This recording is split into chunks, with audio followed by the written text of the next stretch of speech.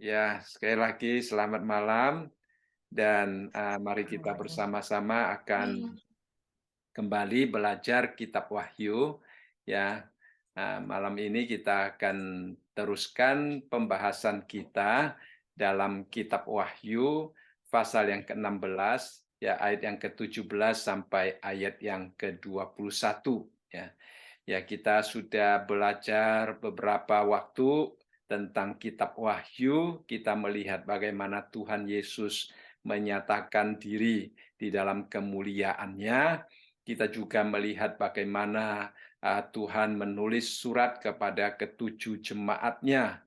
Ada pujian, ada teguran, ada peringatan yang Tuhan berikan. Kemudian satu persatu kita melihat penghakiman Tuhan dari 7 meterai, kemudian 7 sangkakala, dan kita hari ini melihat 7 cawan untuk cawan yang paling akhir, ya. Jadi ini merupakan penghakiman yang terakhir daripada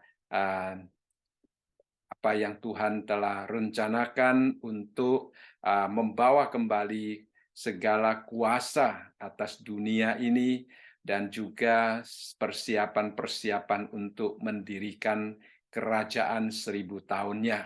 Jadi ini merupakan satu masa yang sangat penting, ya, kita melihat bagaimana Tuhan bertindak dengan sangat tegas dan kudus di dalam mengatasi segala kejahatan-kejahatan, baik dari iblis, baik dari antikristus, nabi palsu, setan-setan, maupun semua orang yang mengikut setan atau antikristus untuk menentang Tuhan Yesus. Ini merupakan satu masa yang terakhir, ya. Di dalam pasal yang ke-17 dan ke-18 itu kembali merupakan satu sisipan penjelasan tentang Babel, ya, kita akan melihat di situ. Kemudian di dalam pasal yang ke-19 kita melihat bagaimana Tuhan Yesus akan mendirikan kerajaan 1000 tahunnya. Ya, ini adalah satu hal yang akan kita pelajari. Kita baca di dalam Wahyu pasal yang ke-16 ayat yang ke-17 ya sampai ayat yang ke-21 berbunyi demikian. Dan malaikat yang ketujuh menumpahkan cawannya ke angkasa, dan dari dalam bait suci kedengaranlah suara yang nyaring dari tahta itu, katanya, sudah terlaksana. Maka memancarlah kilat dan menderulah bunyi guruh, dan terjadilah gempa bumi yang dahsyat, seperti belum pernah terjadi sejak manusia ada di atas bumi. Begitu hebatnya gempa bumi itu. Lalu terbelahlah kota besar itu menjadi 3 bagian, dan runtuhlah kota-kota bangsa-bangsa yang tidak mengenal Allah. Maka teringatlah Allah akan Babel yang besar itu untuk memberikan kepadanya cawan yang penuh dengan anggur kegeraman murkanya. Dan semua pulau hilang lenyap, dan tidak ditemukan lagi gunung-gunung. Dan hujan es besar seberat 100 pon jatuh dari langit menimpa manusia. Dan manusia menghujat Allah karena malapetaka hujan es itu. Sebab malapetaka itu sangat dahsyat. Ya, kita pada waktu membacanya, ya memang sangat menakutkan, ya, sesuatu yang sebenarnya kita tidak ingin melihatnya dan terjadi di dalam dunia, di dalam sejarah manusia. Kita harap ya semakin banyak orang bisa terhindar daripada hukuman dan penghakiman Tuhan yang begitu dahsyat itu, ya. Tetapi sayangnya ya manusia tidak pernah mau diingatkan, manusia tidak pernah mau dibawa kembali kepada Tuhan, sehingga hukuman itu tetap mereka alami. Ya, itu adalah sesuatu hal yang sangat menyedihkan. Ya, di dalam ayat yang ke-16 minggu lalu kita membahas tentang tempat di mana mereka berkumpul ya untuk melawan Tuhan, yaitu di Harmagedon namanya di dalam bahasa Ibrani. Dan kemudian di dalam ayat yang ke-17 yang kita baca tadi dikatakan, dan malaikat yang ketujuh. Nah, istilah malaikat yang ketujuh sekali lagi menunjukkan kepada kita tentang kronologi di mana Tuhan melakukan penghakimannya. Ya, ada malaikat yang pertama, malaikat yang kedua, ketiga, keempat, dan seterusnya sampai malaikat yang ketujuh. Ya, jadi satu persatu sesuai dengan giliran yang Tuhan tentukan bagi mereka. Jadi ada 7 cawan yang sudah kita lihat di mana Tuhan tumpahkan, dan setiap cawan baru itu ditumpahkan, itu muncul ya suatu hukuman yang baru, suatu penghakiman yang baru. Jadi sekali lagi malaikat yang ketujuh ini mengkomunikasikan sebuah kronologi yang berurutan, ya. Jadi menolong kita semakin mengerti bahwa Tuhan akan melakukan satu persatu, ya. Tuhan akan melakukan satu persatu sesuai dengan apa yang Tuhan rencanakan. Walaupun manusia mungkin pada waktu itu menyangka mereka dapat melawan Tuhan, ya, sehingga setelah cawan yang ke-6 kita melihat mereka masih berkumpul di tempat yang disebut Harmagedon untuk menentang Tuhan, untuk melawan Tuhan. Jadi hukuman Tuhan sebenarnya merupakan satu peringatan, hukuman Tuhan sebenarnya merupakan suatu panggilan. Ya, kadang-kadang di dalam kehidupan kita juga demikian. Tetapi sayangnya manusia justru meresponi dengan sikap yang salah. Mereka meresponi dengan melawan, mereka meresponi dengan menentang. Ya, pada akhirnya ya mereka satu persatu mengalami hukuman semakin berat dan semakin berat. Ya. Jadi kita melihat di dalam ayat yang ke-17 dikatakan, dan malaikat yang ketujuh menumpahkan cawannya ke angkasa. Jadi dari angkasa akan diturunkan ke bumi, ya. Dan dikatakan di situ ada suara, ya. Dan dari suara dalam bait suci kedengaran suara yang nyaring dari takhta itu, katanya sudah terlaksana, ya. Jadi kita ingat pada waktu Tuhan Yesus meninggal dunia, ya, dia juga mengatakan sudah selesai, ya. Jadi kita melihat di sini juga dikatakan hukuman Tuhan itu sudah terlaksana, ya. Jadi pada waktu kita membaca akan hal yang demikian, sekali lagi memang sangat menakutkan.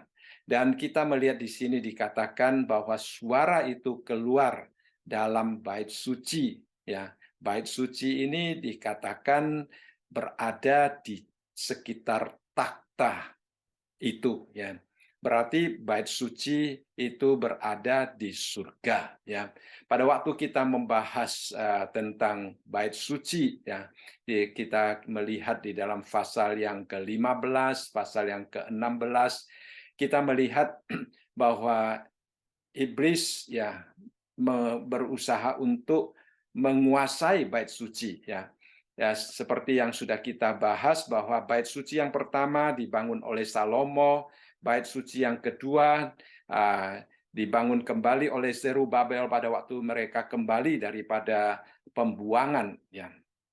Kemudian dihancurkan, ya. Dan kemudian kita melihat sekarang setelah Herodes itu merenovasi bait suci lagi pada abad-abad pertama, kemudian kita juga melihat dihancurkan lagi, dan kita melihat saat ini, ya, saat ini orang-orang Israel sedang merencanakan bait suci yang ketiga, ya. Ada orang mengatakan keempat karena apa yang direnovasi oleh Herodes itu dianggap ketiga. Tapi kalau kita melihat pembangunan yang sungguh-sungguh, ya, itu yang akan datang ini adalah bait suci yang ketiga, ya. Nah, kalau kita melihat saat ini banyak rencana-rencana orang Yahudi untuk membangun kembali bait suci mereka supaya mereka mau kembali memiliki satu bait suci. Tapi di dalam pasal yang ke-15 kita melihat bahwa bait suci itu akhirnya akan dilecehkan oleh antikristus, bahkan antikristus akan menaruh patungnya di sana. Kemudian dia meminta manusia yang tadinya menyembah Allah melalui bait suci itu, mereka justru ingin agar supaya manusia di bait suci itu menyembah kepada antikristus, bukan menyembah kepada Kristus yang sejati. Jadi kita melihat bait suci itu sudah sangat tidak berfungsi sebagaimana adanya, sehingga nantinya akan dihancurkan. Dihancurkan, dan kita melihat di sini ada satu bait suci di surga dikatakan, di takhta, di sekitar takhta Allah.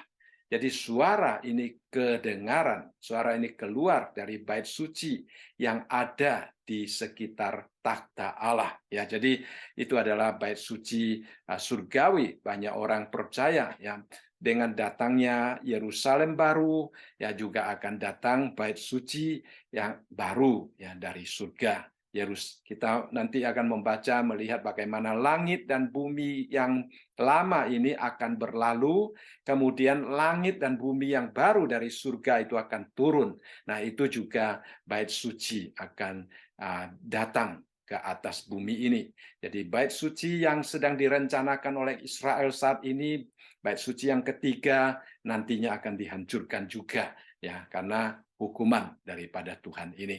Sehingga Tuhan menurunkan bait suci yang baru.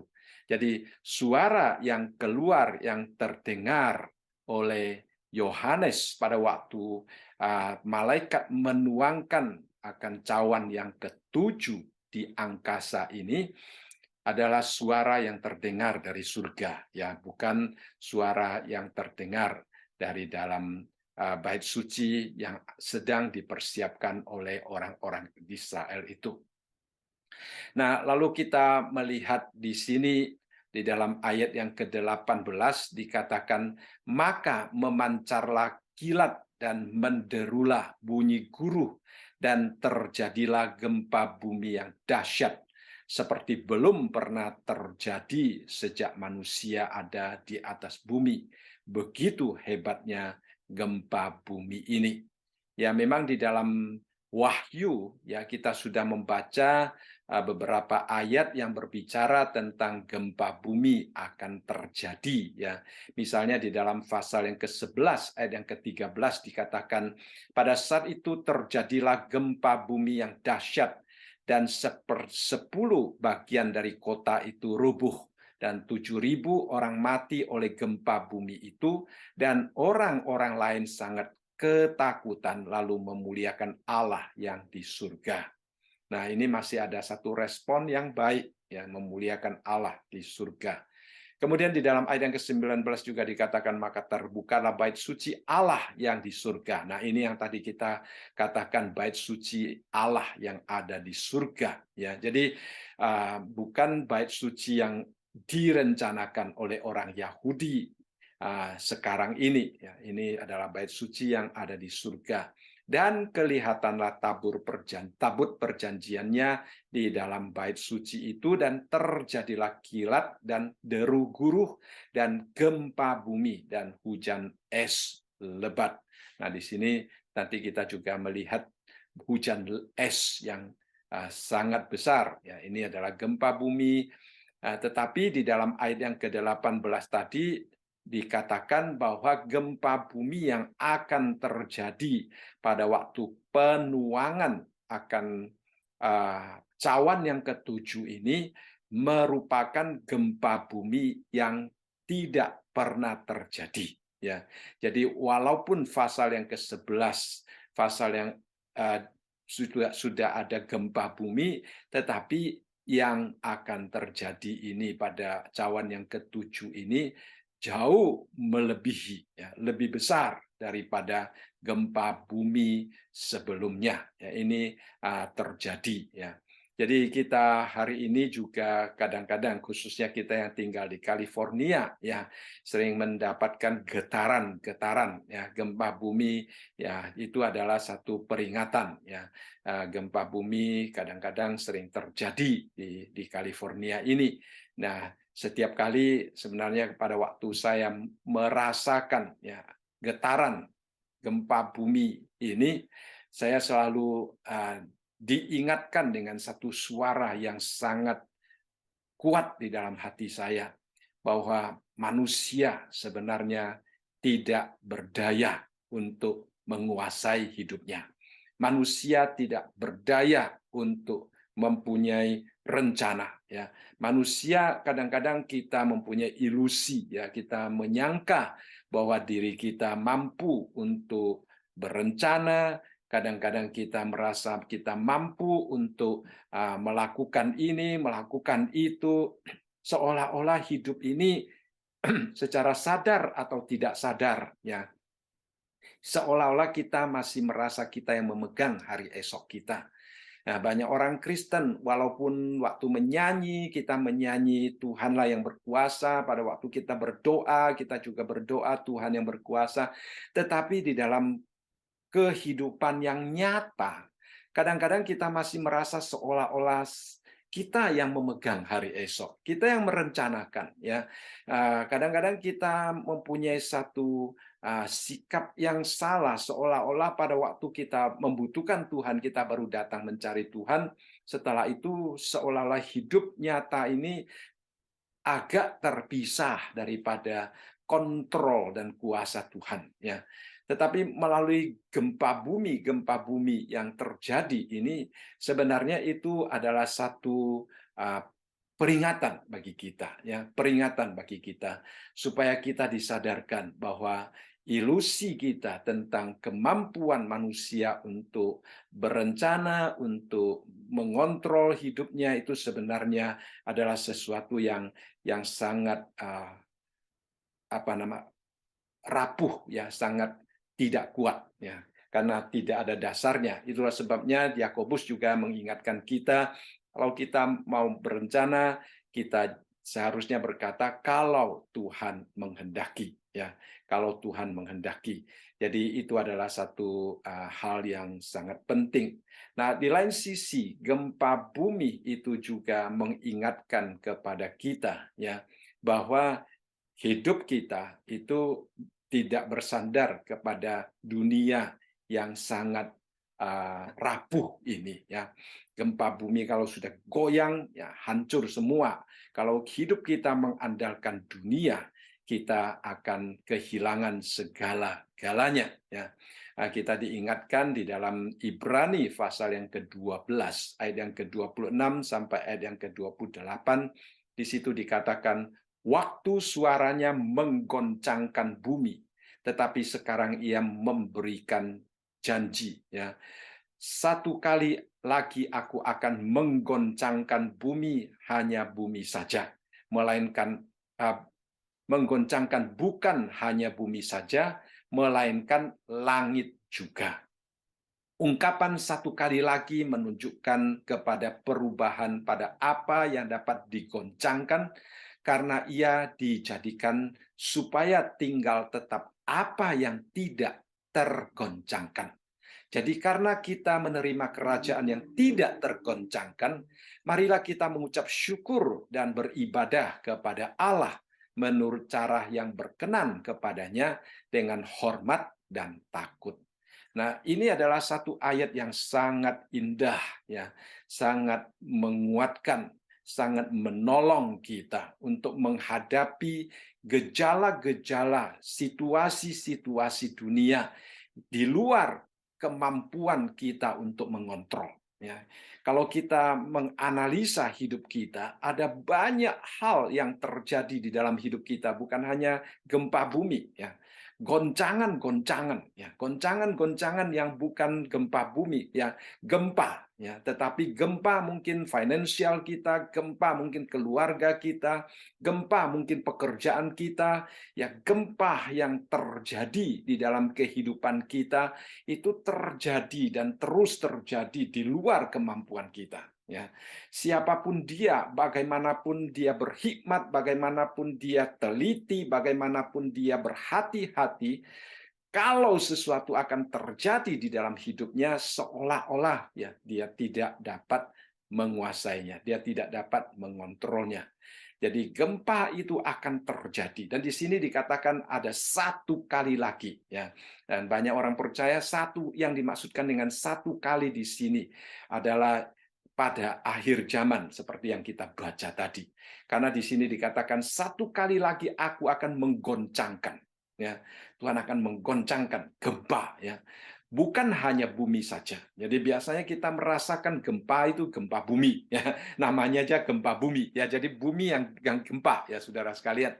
Tetapi di sini dikatakan goncangan. Gempa itu bukan hanya bumi, ya. Gempa langit juga. Jadi gempa langit dan bumi, ya, Alkitab mengatakan langit dan bumi yang lama ini akan hancur, akan dilewatkan, ya, tidak ada lagi.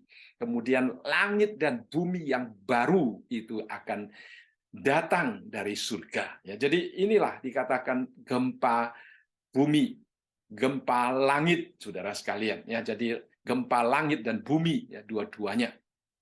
Nah, itu dikatakan satu kali lagi.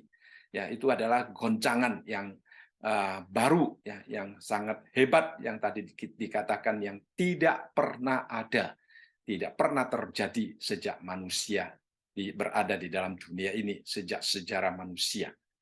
Lalu dikatakan satu hal yang sangat indah, ya, karena dikatakan ada janji, ya. Janji ini dimaksudkan di sini adalah karena ia dijadikan supaya tinggal tetap apa yang tidak tergoncangkan. Jadi walaupun dikatakan langit dan bumi akan digoncangkan, tetapi ada sesuatu yang tidak tergoncangkan, ya. Jadi apa yang tidak tergoncangkan itu dijelaskan di dalam ayat yang ke-28. Jadi karena kita menerima kerajaan yang tidak tergoncangkan, marilah kita mengucap syukur dan beribadah kepada Allah menurut cara yang berkenan kepadanya dengan hormat dan takut. Jadi ini indah sekali saudara sekalian, ya. Langit dan bumi akan digoncangkan, akan tetapi dikatakan di sini kerajaan Allah yang kita terima ini. Jadi ada dua kerajaan di sini, kerajaan duniawi dan kerajaan surgawi. Kerajaan iblis, ya, kerajaan antikristus, dan kerajaan Allah. Ya, kerajaan Allah ya kita terima pada waktu kita menerima Tuhan Yesus, kita menjadi warga kerajaan surgawi.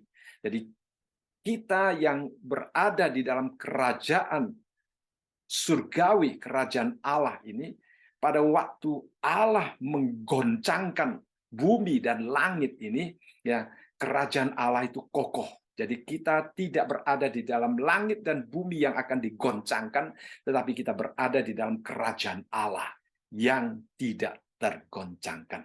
Jadi itulah saudara sekalian, ini sudah kita alami sejak hari ini, ya. Seperti yang saya katakan tadi, hidup ini banyak goncangan, ya, banyak gempa. Bukan gempa bumi yang terjadi, ya, gempa bumi juga terjadi, tetapi di luar gempa bumi yang sering kita alami, ada gempa-gempa di dalam karier kita, di dalam harta benda kita, di dalam kesenangan kita, di dalam usaha kita, ya, di dalam kehidupan kita sehari-hari. Gempa itu terus terjadi, ya.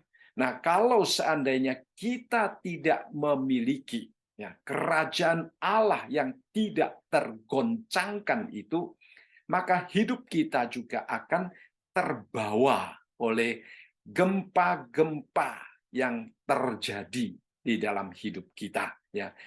Hidup kita akan digoyahkan, ya. Hidup kita akan dihancurkan oleh goncangan-goncangan, ya, yang terjadi di dalam kehidupan kita. Misalnya pada tahun 1929 kita melihat jatuhnya pasar saham yang begitu luar biasa.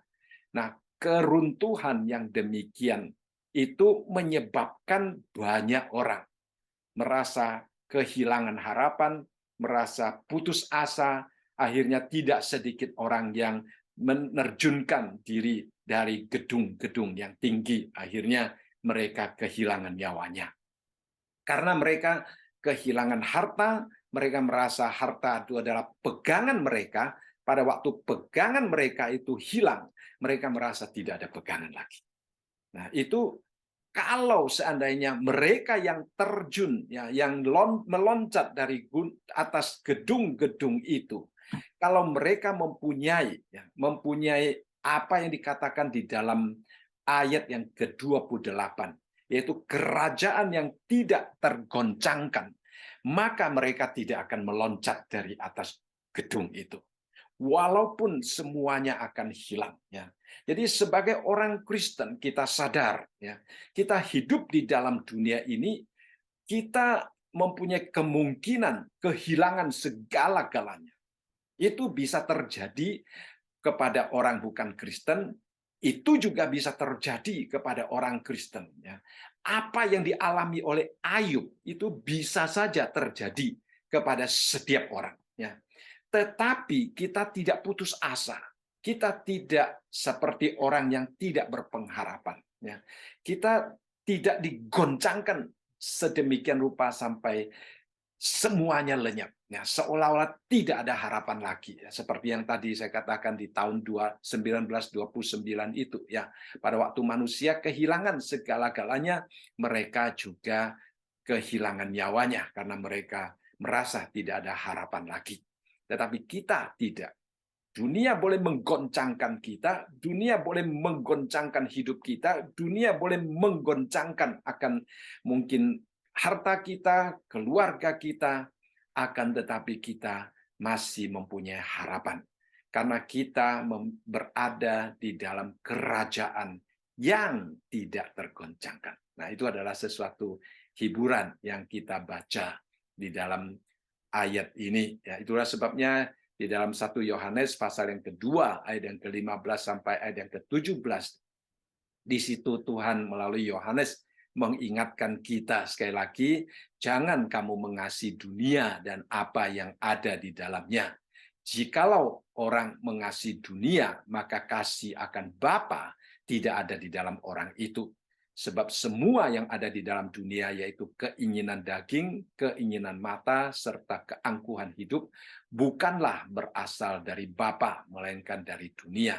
Dan dikatakan dunia ini sedang lenyap dengan keinginannya, tetapi orang yang melakukan kehendak Allah tetap hidup selamanya. Jadi kita melihat di sini ada dua kerajaan, yang satu gampang digoncangkan, yang satu tidak akan tergoncangkan. Kita juga akan melihat dua sikap hidup. Yang pertama mengasihi dunia, yang kedua mengasihi Allah. Kedua-duanya tidak bisa bereksis bersama-sama. Ya, kalau kita dikatakan mengasihi dunia, kita tidak akan mengasihi Allah. Ya, nah, kita boleh membutuhkan apa yang ada di dalam dunia ini, ya. Tetapi yang secara khusus dijelaskan di sini, yang dimaksudkan dengan dunia adalah keinginan daging, keinginan mata, dan keangkuhan hidup. Ya, itu adalah sesuatu yang bukan berasal dari Allah. Sehingga dikatakan kalau kita mengasihi dunia, kita tidak mungkin dapat mengasihi Allah. Jadi di dalam ayat yang ke-18 tadi, sekali lagi mengingatkan kita tentang gempa yang akan terjadi, yang dahsyat, dan kita juga melihat gempa-gempa yang sering terjadi di dalam hidup kita.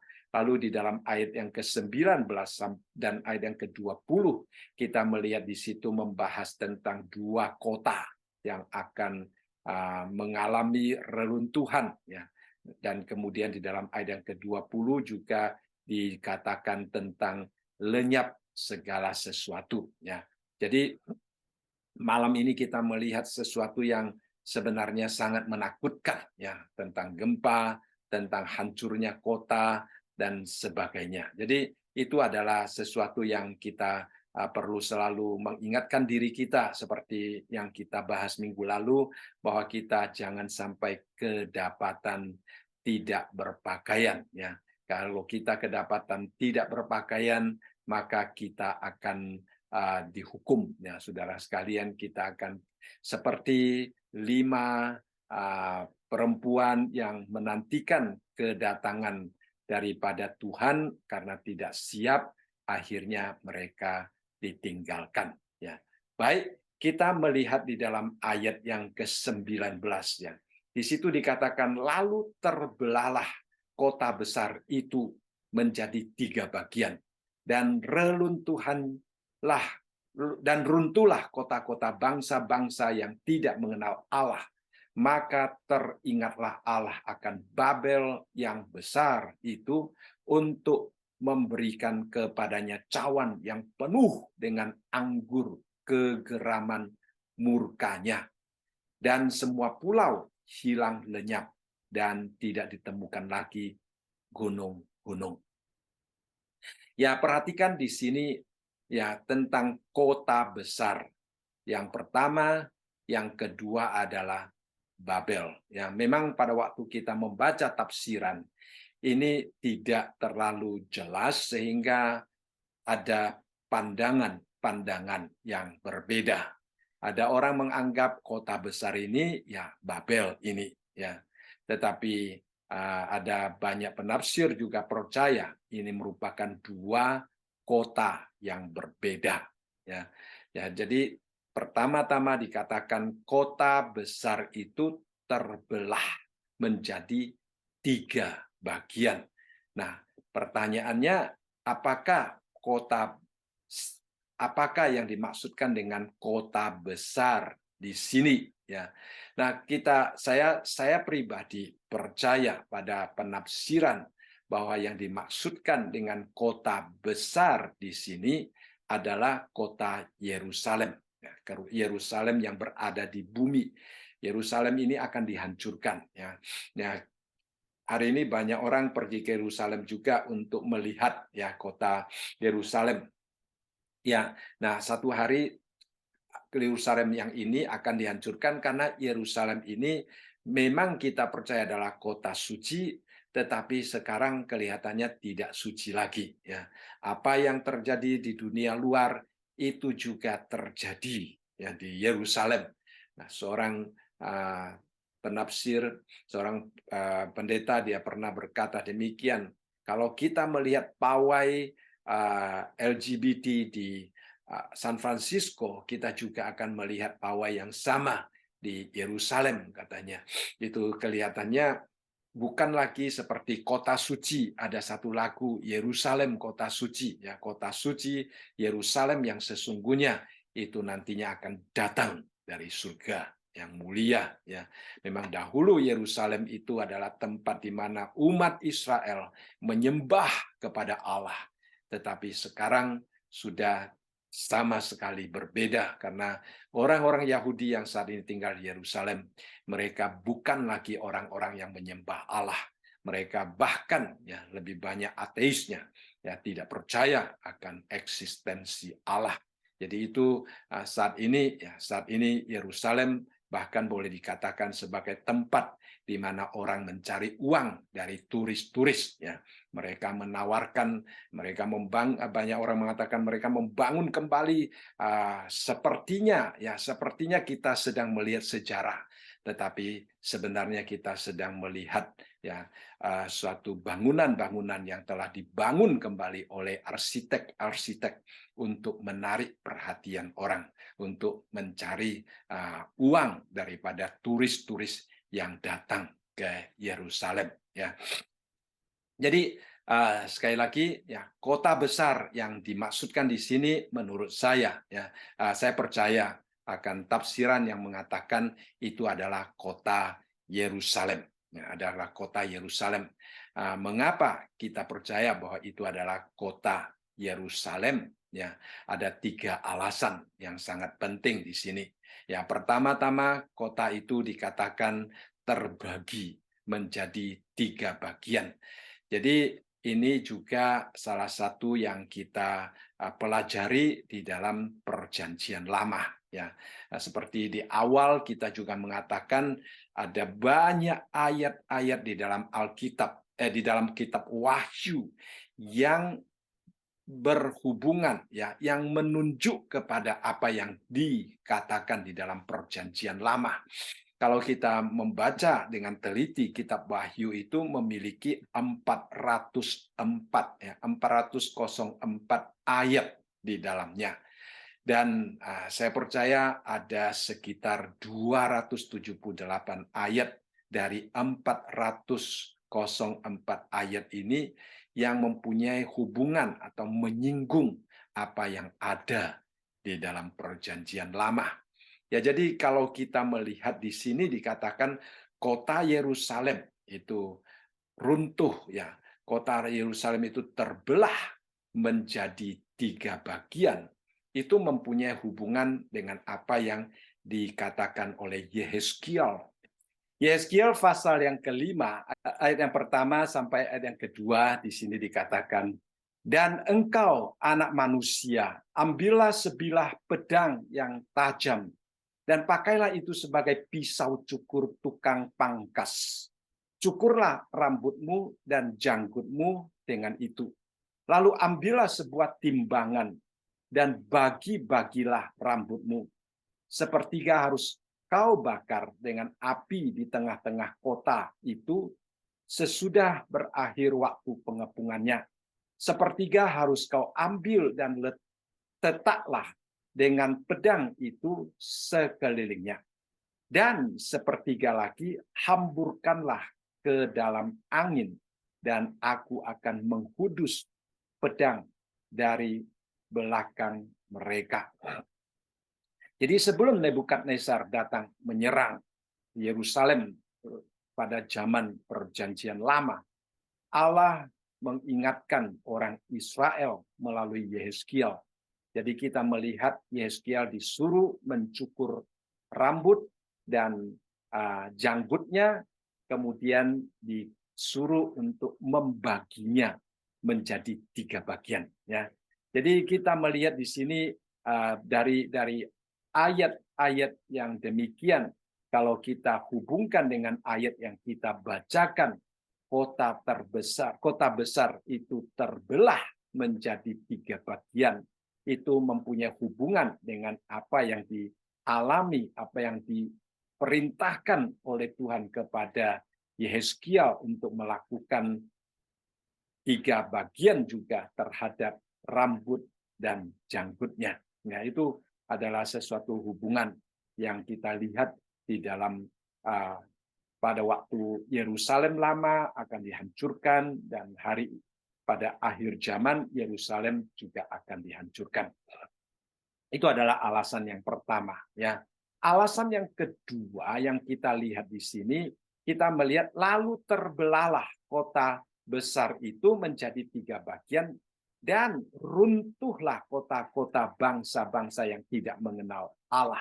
Jadi kita melihat di sini ada perbedaan antara kota besar itu dengan kota-kota bangsa-bangsa yang tidak mengenal Allah.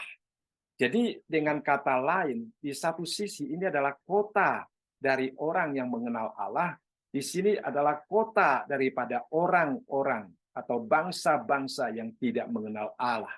Jadi Yerusalem memang berbeda dengan kota-kota daripada bangsa-bangsa yang tidak mengenal Allah, karena di situ adalah kota yang diberikan oleh Allah kepada umat pilihannya.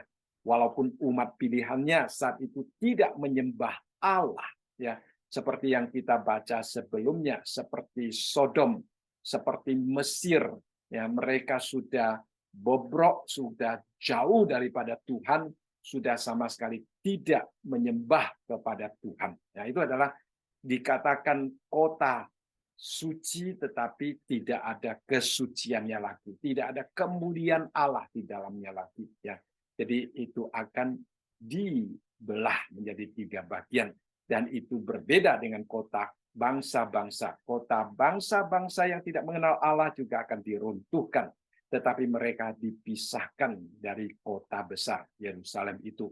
Nah, dari sini banyak orang juga percaya bahwa yang dimaksudkan dengan kota besar di sini sebenarnya adalah bukan kota bangsa-bangsa yang tidak mengenal Allah. Itulah sebabnya mereka mengambil kesimpulan ini adalah Yerusalem. Itu adalah alasan yang kedua untuk percaya bahwa kota besar yang dimaksudkan di sini adalah kota Yerusalem. Ya. Yang ketiga, kita melihat dikatakan kota besar. Ya, kota besar. Nah, di dalam Wahyu pasal yang ke-11 juga menyebut Yerusalem itu sebagai kota besar. Ya.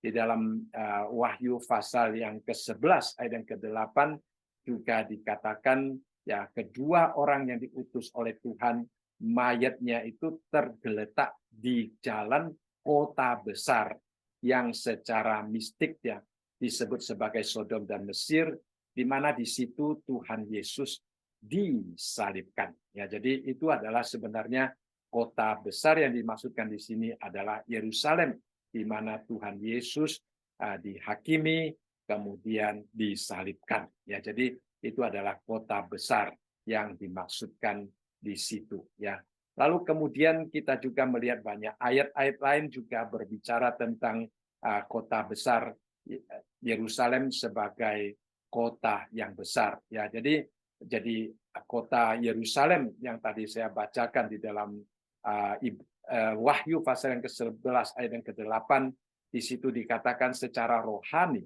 kota itu sudah bukan kota suci Allah. Ya, secara rohani mereka disebut sebagai Sodom, ya, disebut sebagai Mesir karena kejatuhan mereka, karena jauhnya mereka dari hadapan Tuhan. Ya, jadi itu adalah satu keadaan yang sangat menyedihkan hati Tuhan, dan akhirnya Tuhan membelah kota itu menjadi 3 bagian. Ya, menjadi 3 bagian.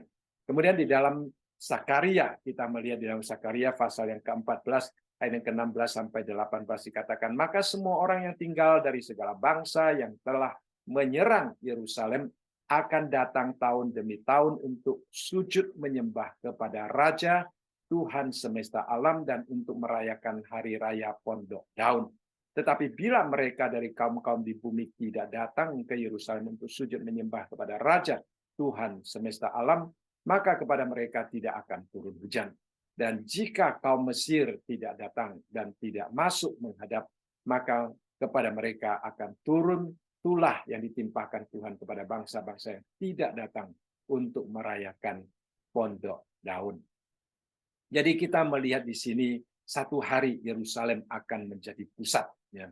Nah, disebut sebagai kota besar karena banyak bangsa. Ya, ingat minggu lalu kita berbicara tentang bagaimana orang-orang raja-raja dari bangsa-bangsa timur, ya, dari tempat matahari terbit itu akan berkumpul di Yerusalem untuk berperang, ya, untuk menyerang Tuhan. Dan kemudian juga dikatakan di sini ada juga bangsa-bangsa pada akhirnya akan datang. Nah, itu adalah kerajaan yang akan Tuhan dirikan, yang akan kita bahas nanti di dalam pasal yang ke-19. Ya, di situ kita melihat apa yang dikatakan oleh Paulus di dalam Filipi pasal yang kedua ayat yang ke-11. Tidak ada lidah yang tidak akan mengaku Yesus sebagai Tuhan, dan tidak ada lutut yang tidak bertelut di hadapan Tuhan. Ya, semua lutut akan bertelut di hadapan Tuhan. Nah, itu akan terjadi nanti. Ya, kalau hari ini boleh dikatakan masih banyak orang yang tidak mau mengakui Tuhan, ya.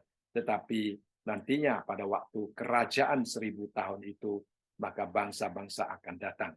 Nah, di sini kita melihat mengapa Yerusalem disebut sebagai kota besar, ya saudara sekalian.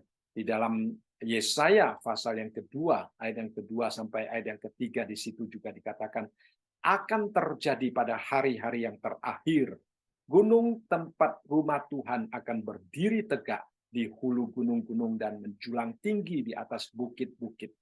Segala bangsa akan berduyun-duyun ke sana, dan banyak suku bangsa akan pergi serta berkata, mari kita naik ke gunung Tuhan, ke rumah Allah Yakub, supaya Ia mengajar kita tentang jalan-jalannya dan supaya kita berjalan menempuhnya.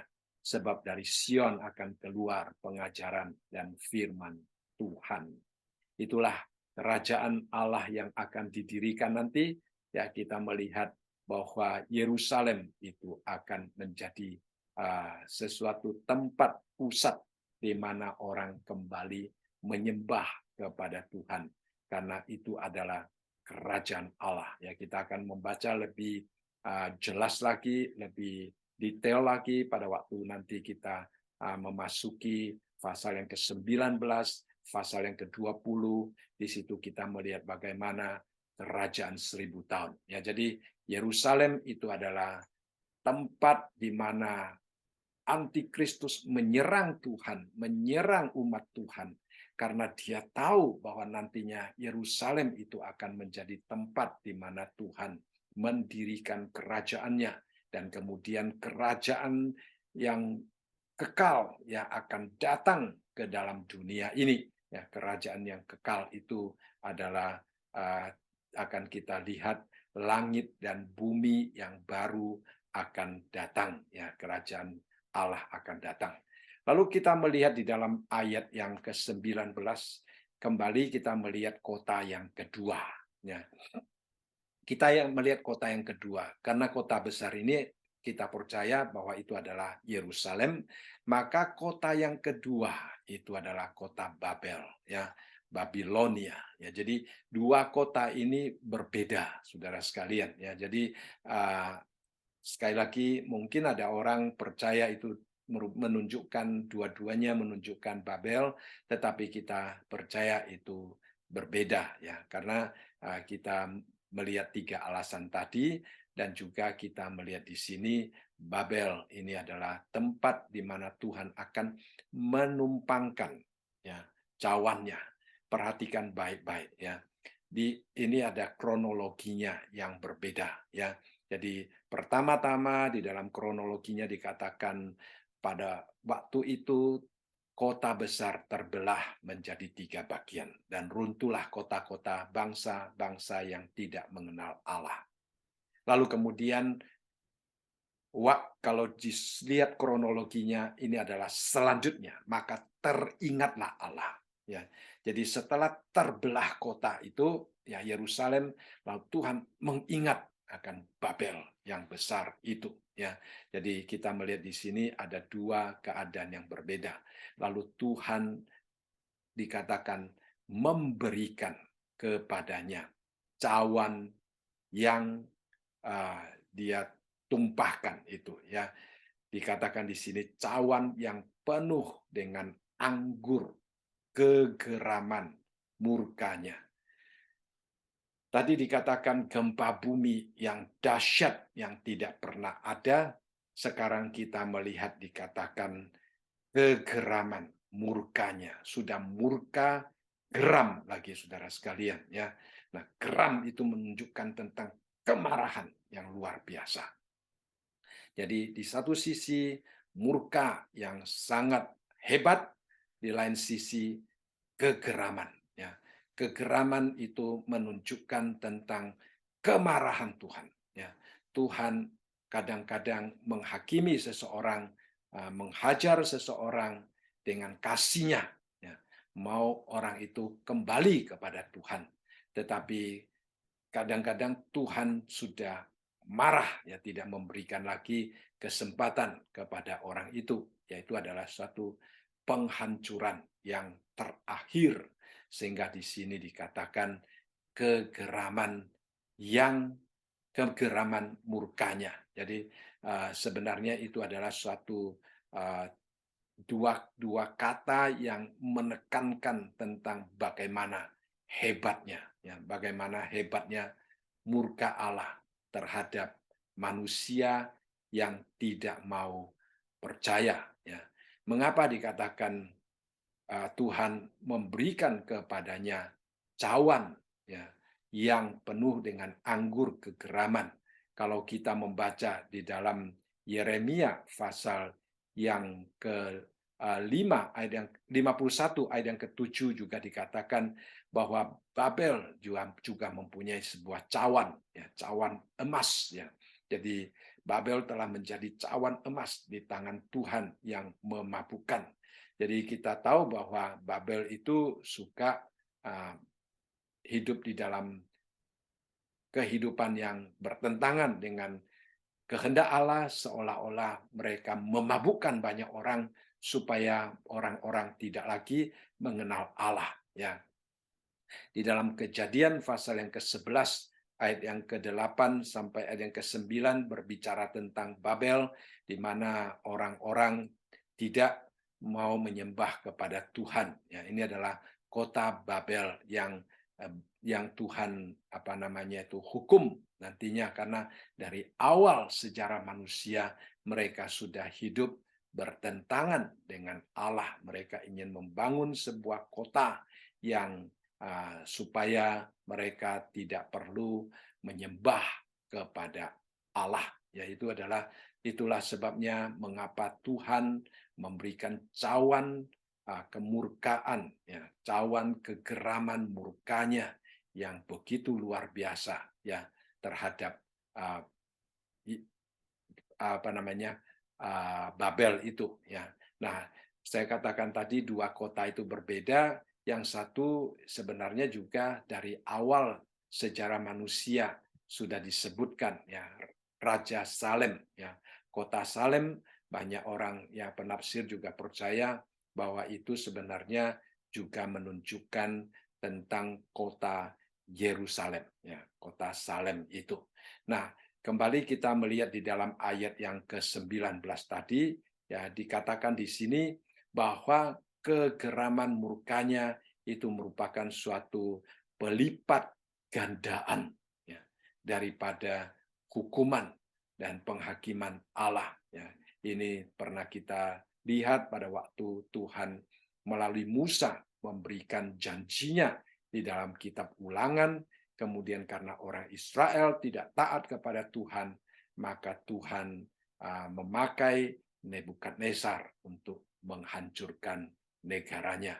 Nah, sekarang Tuhan juga mengizinkan, ya, Tuhan juga mengizinkan antikristus, iblis, nabi palsu untuk mengganggu umatnya. Ya, itu adalah sesuatu hal yang menyedihkan.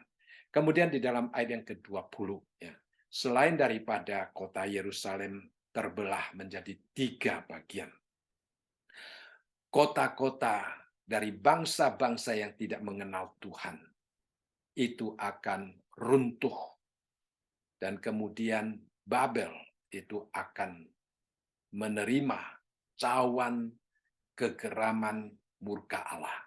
Ya. Setelah kita melihat semuanya itu, lalu Yohanes melihat lagi sesuatu yang menakutkan dia.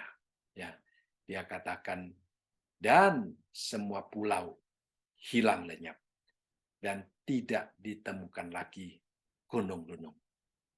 Kalau di dalam dunia ini sudah tidak ada pulau, tidak ada gunung, ya, tentunya tidak ada benua juga, saudara sekalian. Ya.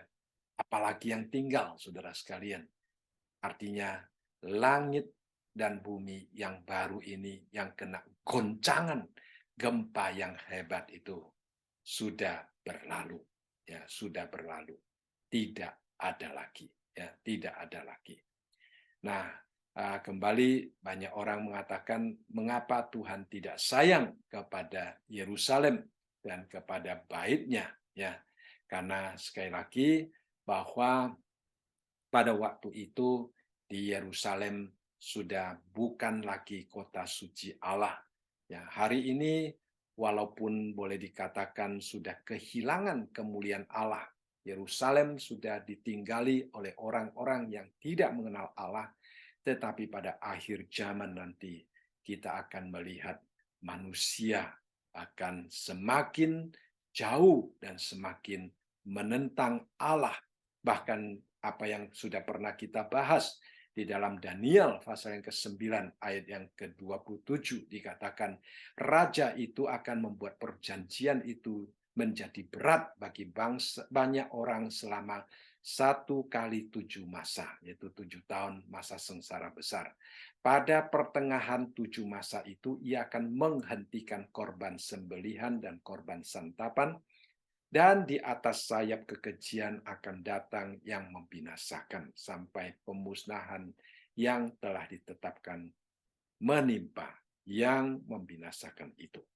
Jadi dari sini kita melihat, ya, antikristus dia akan menghentikan segala korban yang dilakukan di bait suci yang akan didirikan kembali oleh orang Yahudi di akhir zaman nanti, ya. Sekarang sudah direncanakan. Dan kita melihat di sini hanya dikatakan pemberhentian korban sembelihan dan korban santapan. Tetapi di dalam Wahyu sebelumnya kita membahas bahwa patung daripada antikristus itu, yang dimaksudkan dengan raja itu, ya, patung daripada antikristus itu, dia akan ditaruhkan, ya, patung itu di bait suci supaya orang bukan menyembah kepada Allah, tetapi menyembah kepada binatang itu dan kepada patungnya. Jadi kita melihat di situ Yerusalem pada waktu itu sudah sungguh-sungguh dikuasai oleh antikristus, dan bait suci juga sungguh-sungguh dikuasai oleh antikristus.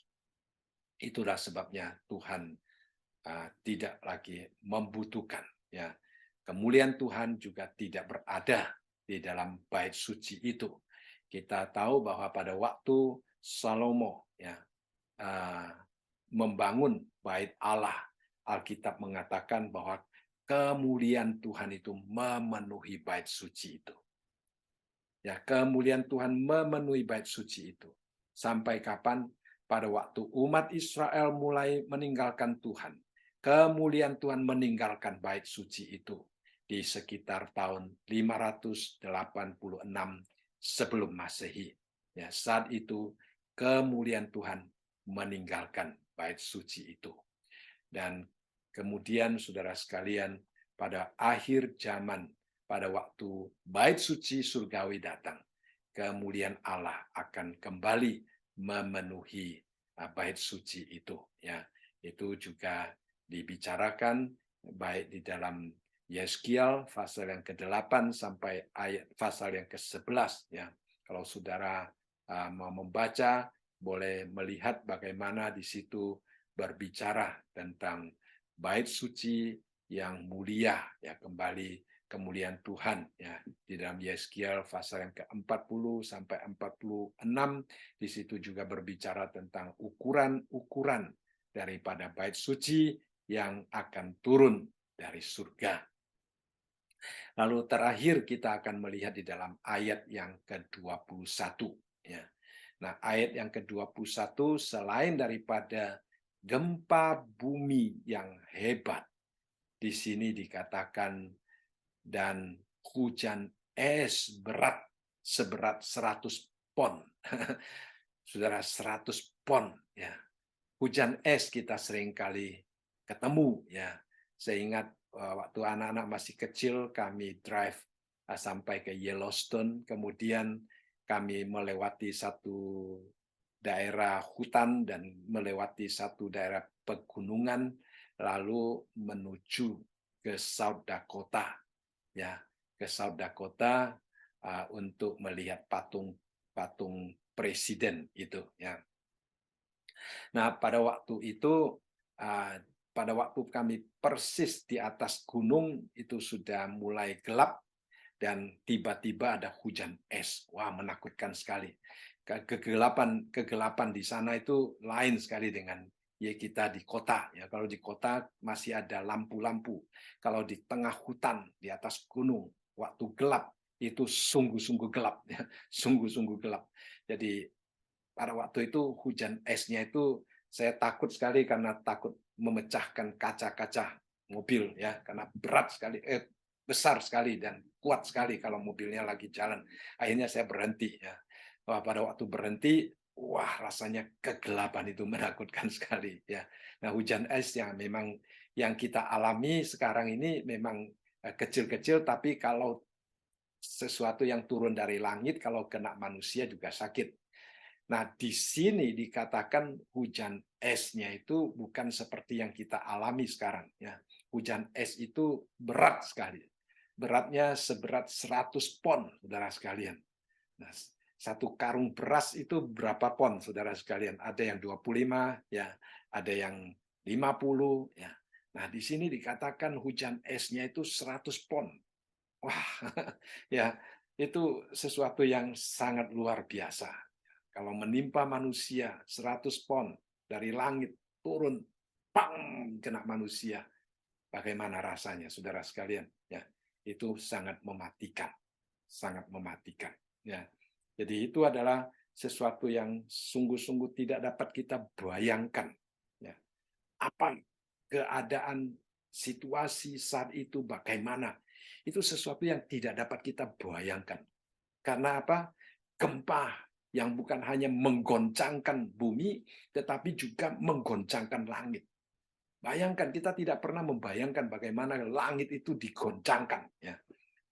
Dan kemudian dikatakan hujan es yang seberat 100 pon, yang begitu berat, itu turun dari langit, menimpa kepada manusia.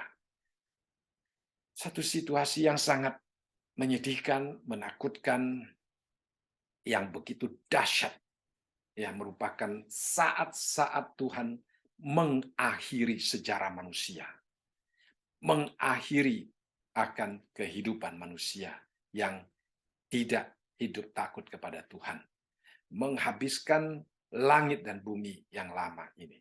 Ya. Jadi itu adalah saat-saat malapetaka yang luar biasa. Tetapi kita melihat di dalam bagian kedua daripada ayat yang ke-21. Dikatakan di sini apa, saudara sekalian? Dan manusia menghujat Allah karena malapetaka hujan es itu. Sebab malapetaka itu sangat dahsyat. Hujan es itu bisa membuat manusia takut akan Tuhan sehingga menyembah kepada Tuhan, tetapi juga bisa menyebabkan manusia menghujat Allah, melawan Allah, marah terhadap Allah. Nah, kita melihat ini juga yang hari ini sering terjadi di dalam hidup manusia. Ya, Tuhan kadang-kadang mengirim sesuatu yang dapat menggoncangkan hidup manusia. Nah, kalau kita memandang goncangan-goncangan yang Tuhan izinkan itu sesuatu peringatan Tuhan, nah itu sesuatu yang akan mendatangkan hasil yang positif di dalam hidup kita. Tetapi kalau kita memandang goncangan-goncangan Tuhan itu sesuatu yang tidak kita senangi, ya, peringatan Tuhan tidak kita senangi, ya, maka semuanya itu akan mendatangkan akibat yang berbeda, di mana kita mungkin nantinya akan menghujat Tuhan. Ya. Sehingga banyak orang pada waktu penderitaan datang, mereka meninggalkan Tuhan, mereka melupakan Tuhan, bahkan mereka menghujat Tuhan, dan mereka tidak ingin datang menyembah Tuhan lagi. Itu yang terjadi pada diri banyak orang, ya. Khususnya mereka yang menjadi orang Kristen dengan cara yang salah, dengan maksud yang salah, dengan motivasi yang salah. Kalau mereka hanya ingin mendapatkan berkat Tuhan, kalau mereka hanya ingin mendapatkan kesehatan yang baik, kalau mereka hanya ingin mendapatkan kehidupan yang lancar, mereka menganggap Tuhan sumber segala-galanya. Ya, memang Tuhan sumber segala-galanya. Lalu menganggap Tuhan bertanggung jawab untuk memberikan segala yang baik kepada mereka. Nah, mereka akan seperti orang-orang Israel pada waktu keluar dari tanah Mesir. Tuhan sudah dengan kuasanya memimpin orang Israel keluar dari tanah Mesir, tetapi orang Israel masih menggerutu, ya, menganggap mereka lebih baik mati di Mesir saja. Ya, mereka tidak appreciate, tidak menghargai akan pertolongan, akan cinta kasih Tuhan, menuntun mereka keluar dari tanah Mesir. Ya, saudara sekalian, jadi hari ini banyak orang juga seperti apa yang dilakukan oleh orang-orang di akhir zaman. Ya. Jadi kita melihat di sini, ya, satu peringatan yang sangat penting bagi kita pada waktu Tuhan mengizinkan sesuatu menimpa hidup kita, sebaiknya itu sebagai satu peringatan yang positif yang menolong kita kembali kepada Tuhan, ya. Jadi hidup ini tidak selalu lancar, langit tidak selalu biru, ya. Apa yang menimpa orang-orang bukan percaya akan menimpa kita juga, ya. Gempa yang sedang kita alami, goncangan yang kita alami, walaupun itu bukan gempa bumi, mungkin itu gempa finansial, mungkin itu gempa keluarga, mungkin itu gempa karir kita, mungkin itu gempa hubungan sosial kita dengan orang lain. Ya. Jangan menganggap remeh. Anggap itu sebagai satu kiriman peringatan daripada Tuhan kepada kita. Supaya kita diingatkan. Kadang-kadang hidup kita terlalu lancar, kadang-kadang hidup kita terlalu enak. Ya, kita bisa secara sadar atau tidak sadar. Ya, kita bisa jauh daripada Tuhan. Kita bisa mengalihkan harapan kita dari kepada Tuhan kepada apa yang ada di dalam dunia yang fana ini, sehingga kita melupakan Tuhan. Mungkin saat-saat yang demikian Tuhan mengirimkan gempa kecil di dalam hidup kita. Nah, pandanglah itu sebagai teman kita yang mengingatkan kita supaya kita kembali kepada Tuhan. Ya. Nah, sekali lagi kita melihat bahwa ada hujan es, ya, ada gempa, itu juga sesuatu yang terjadi, ya. Ada juga air menjadi darah di dalam 7 cawan itu sangat mirip dengan apa yang terjadi pada Keluaran pada waktu Tuhan memimpin umat Israel keluar dari Mesir. Ada seorang penafsir memberikan kepada kita satu pengajaran yang sangat indah. Dia katakan, mengapa ada hubungan. Tujuan Tuhan adalah mengingatkan kita bahwa apa yang terjadi di Mesir itu adalah fakta sejarah. Apa yang dibicarakan di dalam Wahyu itu juga akan menjadi fakta sejarah pada waktu Tuhan datang kembali. Jadi ini bukan sesuatu impian kosong, ini bukan sesuatu penglihatan yang tidak mempunyai makna, tetapi ini adalah pemberitahuan Allah kepada manusia tentang rencana yang akan dilakukan Allah terhadap manusia di akhir sejarah manusia.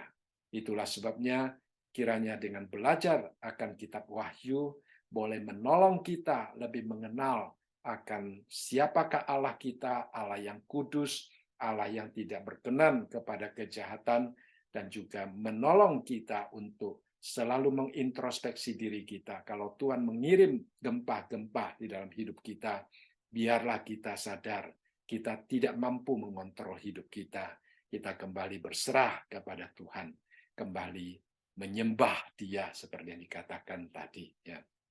Baik, saya rasa malam ini kita belajar sampai di sini. Ya, mari kita kembali masuk dalam doa.